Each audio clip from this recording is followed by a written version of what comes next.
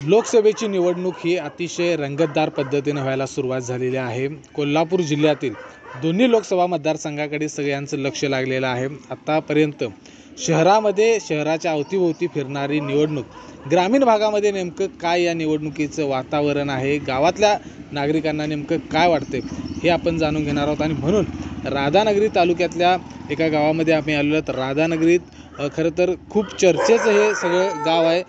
राधानगरी इथल्या ग्रामस्थांना नेमकं काय वाटते हे आपण देखील जाणून घेणार आहोत. मला सांगा, तुम्ही निवडणूक आहे, लोकसभेची माहिती आहे, तुमच्याकडे उमेदवार कोण कोण आहेत मला सांगा. उमेदवार काँग्रेस पक्षातर्फे शाहू महाराज आहेत आणि शिवसेना, भारतीय जनता पार्टी व महायुतीतर्फे इथं उमेदवार म्हणून प्राध्यापक संजय मंडलिक हे उमेदवार आहेत. काय कुणाचं पारडं जड वाटते, काय नेमकं वाटतं आजच्या घडीला इथं संजय मंडलिक साहेबांचं पारडं जड आहे. कसं काय? राधानगरीवर तर शाहू महाराजांचं प्रेम आहे. राधानगरीवर प्रेम आहे, शाहू महाराजांचं मान्य आहे. शाहू महाराजांच्या राजर्षी शाहून इथं धरण बांधलं आणि इथं 7 TMची पाणी साठवलं. त्याच पद्धतीनं सदाशिव मंडलिक साहेबांनी काळामोडीतनं गैबी बोगद्याचं इथं निर्मिती करून आमच्या खोऱ्याला जे नव्हतं पाणी, आम्हाला जे हक्काचं पाणी आम्हाला 9 TMची मिळवून दिलं. तितकंच काम त्यांच्या संजय मंडलिक साहेबांच्या वडिलांचं, लोकनेते सदाशिव मंडलिक साहेबांचं काम आहे. आणखी काही वयस्कर आजोबा आहेत तिथं, काय नेमकं वाटतंय? काय निवडणूक काय माहिती आहे का? हा, काय वाटतंय? मंडलिक साहेब निवडून हे वाटतंय. बर, शाहू महाराज आले नव्हते का तुमच्याकडे शाहू प्रचाराला? महाराज गेला आल्या तर आताचा वयाचा दृष्टिकोन केला, विचार केला तर आज शाहू महाराजांचं वय ते नाही.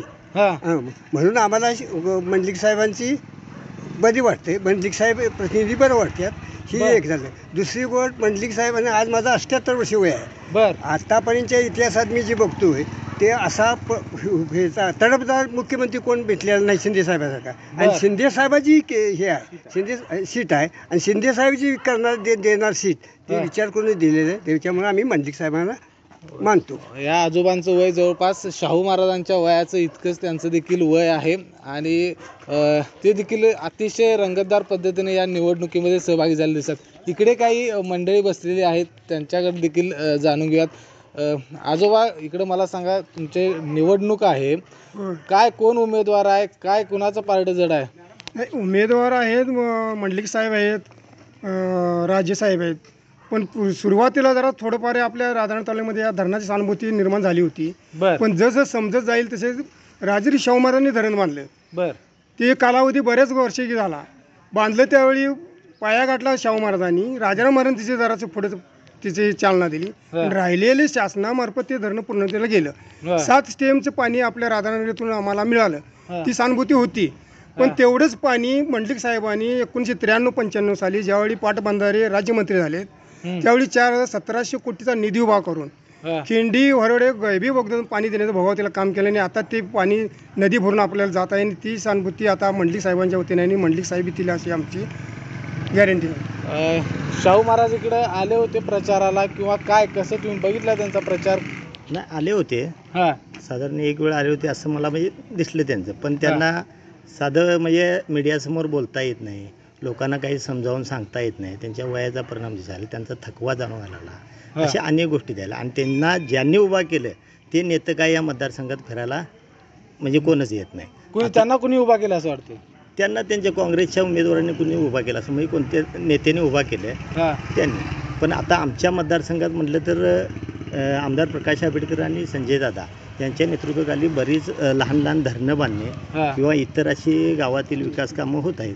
त्यामुळे त्यांना काय आणखी काही इथं लोक आहेत, आपण त्यांच्याकडून जाणून घेणार आहोत की नेमकं काय ह्या सगळ्या राधानगरीच्या या सगळ्या भोगावतीच्या पट्ट्यामध्ये नेमकं काय वातावरण आहे, कशा पद्धतीनं इथं निवडणूक, ग्रामीण भागात निवडणुकीचा काय रंग इथं या ठिकाणी पाहायला मिळतोय ते आपण जाणून घेणार आहोत. इकडे काही दादा आले. काय, कुठून आला तुम्ही? इथलंच आहे काय? इथलेच आहे. बरं, काय निवडणूक काय म्हणते? निवडणूक आता जर विकासाच्या मुद्द्यावर जर बोलायचं झालं तर मंडलिक साहेबांनी आपल्या भागामध्ये भरपूर फंड दिलेला आहे. आंबेडकरांचं सुद्धा काम चांगलं आहे. पण शाहू महाराजांनी राधानगरी धरण बांधले, शाहू महाराजांचं या ठिकाणी खूप मोठं काम आहे तुमच्या राधानगरी तालुक्यातच. आता तसं बघायला गेलं तर राजश्री शाहू महाराजांनी धरण बांधलेलं आहे. त्यानंतर आता सध्याच्या गादीचा जो मान राखायचा आहे त्याची काही अडचण नाही, आम्हाला मान राखणं गरजेचं आहे. पण आत्ताचे जे महाराज आहेत त्यांनी सामाजिक चळवळ किंवा जनमानसात जाणं असं कुठं 30 वर्षाचं आम्हाला दिसलेलं नाही आहे. बर तरी पण विकासाला साथ देणे महत्त्वाचं आहे. आजच्या घडीला आपण विकास बघणं महत्त्वाचं आहे. बर कारण जनलोकात सामान्यात मिसळणारा आणि विकासाला निधी देणारा माणूस पाहिजे. बर तर माझ्या मते संजय मंडलिक साहेबांना आपण साथ देणं गरजेचं आहे. तर ह्या होत्या सगळ्या इथल्या सगळ्या नागरिकांच्या प्रतिक्रिया. वेगवेगळ्या त्यांनी प्रतिक्रिया आपली मतं आहेत ती मांडलेली आहेत.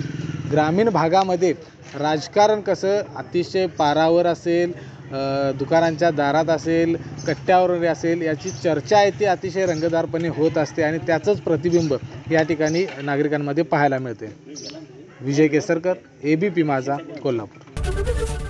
ABP माझा, उघडा डोळे बघा नीट.